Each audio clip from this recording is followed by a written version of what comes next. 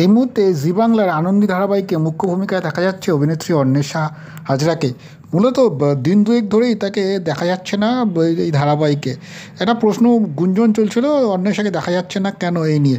তবে এবার যেটা জানা গেল, অভিনেত্রী ডেঙ্গুতে আক্রান্ত সেই খবরই তিনি নিজেই জানিয়েছেন। বর্তমানে ডেঙ্গুর উপদ্রব কিন্তু প্রচণ্ড পরিমাণ বেড়েছে, তা বলার অপেক্ষা রাখে না। অন্বেষা আবার ডেঙ্গুর পাশাপাশি টাইফয়েডও আক্রান্ত হয়েছে, যার জেরেই হাসপাতালে তাকে ভর্তি হতে হয়েছে। প্রসঙ্গত নিজের পোস্টেই জানিয়েছেন অন্বেষা, গায়ে জ্বর নিয়ে দিন পাঁচেক আগে শেষবার তিনি ধারাবাহিকে শুটিং করতে গিয়েছিলেন। তবে শারীরিক পরিস্থিতির অবনতি হওয়ায় ডেঙ্গু পরীক্ষা করাতে তাকে ডেঙ্গু পরীক্ষা করার পরামর্শ দেন।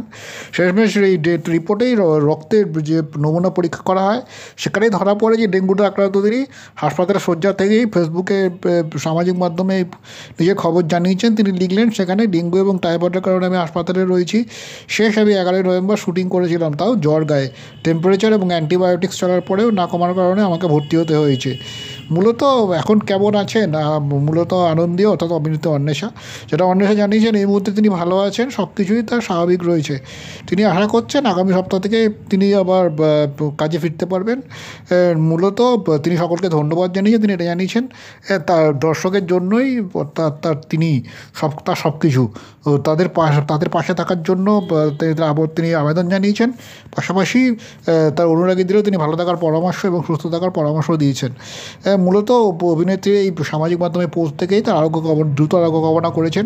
তার অনুরাগীরা, টেলিপর্দার সহকর্মীরাও তাকে সাবধানে থাকার পরামর্শ দিয়েছেন।